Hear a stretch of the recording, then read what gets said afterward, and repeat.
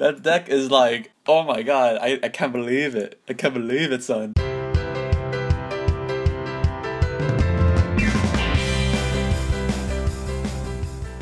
Alright, hey YouTube, so we're here with Kevin Gonzalez. He just talked with Qliphort. I'm so amazed right now. You have any words, man?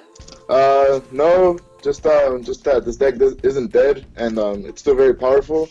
Even with the loss of the sacrifice and the, and the scout to one and the floodgates, you can still always run like other floodgates to like replace those. Oh, so why did you choose this deck to come into this event? I chose it because it was an easy meta call. Like, I knew a lot of people were not gonna I know a lot of people weren't gonna expect it, and a lot of people didn't expect it, and I won because of that. I see. Alright, so just go through it real fast, and then we'll talk a little bit more about it. Alright, so now we have 2 scouts, 1 monolith, 3 helix, 3 carrier, 2 disc, 2 stealth, 1 trampolix, pretty standard, 3 summoner's art, 2 storms, 1 sacrifice, 2 polyduality, 2 swords at dawn. This is really interesting. We'll talk about this in a bit. 3 finish chains, 3 mind crush, 1 climate change, 2 recreate, 2 mirror force, 1 vanities, 1 solemn warning, 1 skill drain, 2 soul transition. And for side you have 3 vanities beings, 3 storm force, 2 necro valley. I should play this too. 2 MSTs, 2 rivalries, 2 light imprisoning, and the ring of destruction. And his side is pretty irrelevant except for the Lavalval chain and Exton. Alright, so first thing you see is the Sword at Dawn. What's your thought process behind this? It was doing really good in testing. I mean, at first I wasn't gonna run this if it wasn't for my friend Z-Truck, and he gave me the card and he's like, dude, run this. And I'm like, what does it do? And I read it and it was pretty good because you're always gonna have that 1 sacrifice engraved, and it's always good. It's a quick play, so you can do it on your opponent's end phase and get that free search. And so you don't have to pay that 800 life points and drain your just drain yourself. And it stops it stops a lot of things that they could do to your monster, because they're gonna think okay, I'm gonna just attack into your monster, and you just activate that and it'll stay for the rest of the turn because it won't die. So it's kind of like a threatening roar. Yeah, a little bit. You still take the damage, and then yeah, it's pretty good. So why only 2 disc, 2 stealth? Like, people usually be bumping this to 3 and 3, or since the lack of a stealth, you can go more plays with stealth. But why only 2 and 2? They were pretty good. I'd probably run 3 stealth. I just, in testing, they were really good. 3 stealth was good. I might bump it up to 3. I think disc is good at 2 because disc was my scapegoat for basically mind crush. Like, if I wanted to force out the mind crush and I read the mind crush, I would search out a disc, and then they would automatically call that. And then just because of stealth, yeah, and then stealth really goes for the OTK because stealth, it's a borderline what's it called, like Fire Lake, and they can't respond to it. Oh, that's cool. Yeah, you're right. Pick up the board and then you pendulum summon again, and then you win off of that. Also, you run the Reckley. How'd that work out for you during the event? That card is really amazing for what it is. I don't care what anybody else has said. That card is really good. It's a searchable Fiendish Chain and a borderline macro against decks like Ritual Beast and what's it called, and Shadal's. And it also helped out in the matchup between Necros, because if they summon those guys, all of their the big ones like the Trish and the Val, they'll get banished. All right. And then the Soul Transition, how's that work out for you? It was good. I didn't run any upstarts because that card, every time I saw an upstart and when I was playtesting, I was really hoping it was a Soul Transition, because yeah, Soul Transition is also a good out against anti-spell fragrances, any other thing that would stop you from activating spell cards, like. Alright, yeah, you're right. Yeah, villages and anti-spell fragrances and all that weird stuff that people might main in, and it's a draw too. Obviously it's pretty good. Yeah, and then you opted to play Storm even though it's a Necros format. That's very interesting. Yeah, I ran with Storm because it's good against everything that isn't. Isn't a Necklace deck, and I did only play the 4, and obviously it's a side out, or you set it and you bluff it. I kept in 1 against them because I saw a lot of them running Royal Decrees, and I wanted something to get the out on it, or if they main decked it, I wanted to at least have an out to it.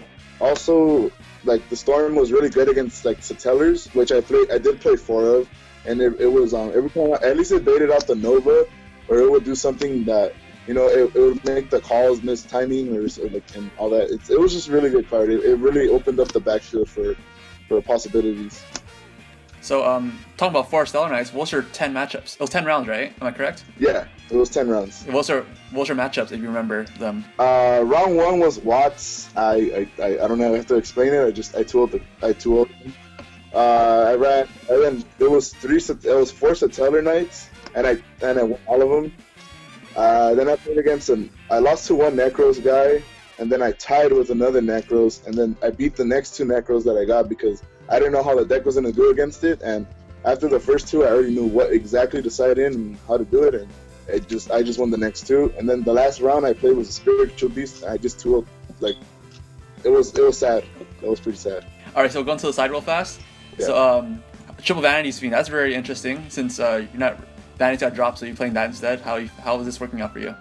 It was really well. Again, I think Vanities is a lot more, you have to really know when to drop them. Against Necros, you really want to drop them after you see like the first or 2 Book of Eclipse, if they side them in or they take them out, or like when I see. Yeah, or when they use up their Dance Princess, you want to use that, and you just win after that because they really have no. Or like when they use Raigeki, you just have. I think the key part of Vanities is just holding on to it until you know that you've beaten, and then you just drop that to like seal the deal. Same thing with Necro Valley. All right. Yeah, Necro Valley. Okay. Yeah, I actually play this too in my Sendra deck. Do you hold this too, or do you play it right away when you see it? I mean, if I'm gonna go for game, I activate it because they can't out me. So then I'll use that to like just push the game, and I'll also with that as well. I try to keep that one, and I try to activate that one as fast as possible because I don't want them to be plussing off of mirrors. Yeah. And then 2 Rivalry. How's that? That's very cool. Rivalry did amazing against the Necros. Amazing. I also had those for Burning Abyss just in case I ever played them because they really wrecks the deck as well. And also I used that against the Spiritual Beast guy. I dropped it on him game 3, and it was sad. Oh yeah, that's right. Because they have to go into like their different types, right? Yeah, and it was just sad after that. It was pretty bad. And then you played 2 Lightning Prisonings. You said you had a little story about this. Oh yeah. I was gonna run the 2 lights and the 2 shadow mirrors, but I couldn't find the 2 shadow mirrors, so I threw in the 1 extra MST and the Ring of Destruction. Obviously, I never cited it in, but it was good to have it there just in case. But yeah, I ran those. Yeah, but like the light mirrors did a lot of work because of the Satellar matchup, and I did play the 4 of them. So it's kind of like my replacement of skill drains and whatnot. Like, so like I mean, it's just adding more floodgates to the already very floodgate oriented deck. So coming into this event, did you think that you were playing a lot of Necros or Satellar Knights? Is that why you played the Lightning Prisoning? Yeah, I thought I was going to play a lot of Satellars, and I thought I was going to play, for sure it was going to be Necros. That was in the back of my mind. So that's why my side deck is a little more oriented against that deck. I sided like almost like the whole side deck against that thing. True. It's like 6-8 cards, yeah. Yeah. And then it's the Rivalries, the Necro Valleys, the Stormforce, and the Vanities. Yeah. All right. So then also you said the Volvo chain was really important to you in this event, right? You have a little story about this too. Yeah. It was a crazy little play that I did. I was going up against a Satellar guy, and we were just 1-for-1ing off each other because we both have used up all of our resources. I said I still had 1 more scout in deck. So I used the Laval chain. I made a Laval chain, and I put the scout to the top of the deck, and I won because of that. Because I was able to get my Pendulum Zone and then win. You went X1 and 1. What round did you lose your first round? I lost my first round in round 5 against the Necros guy. And then you tied what round? I tied in the 7th round. Oh wow! So you were on the bubble for like 3 rounds. Yeah, and then the next 2 rounds were pure Necros. It was 2 Necros, and then after that, the last round was a Spiritual Beast. And then in that, like in the last round, I had a game loss because of deck issues, like Decklist issues. I think I missed. What was wrong with it?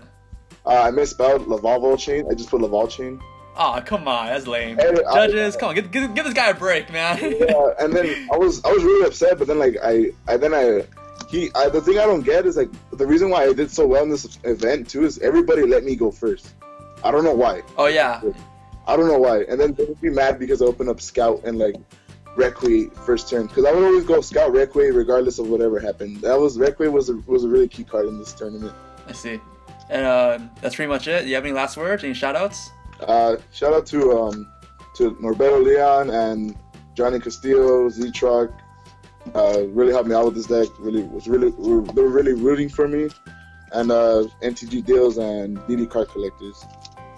All right, for sure, man. All right, thank you for the profile, and we'll see you next time, YouTube. Bye.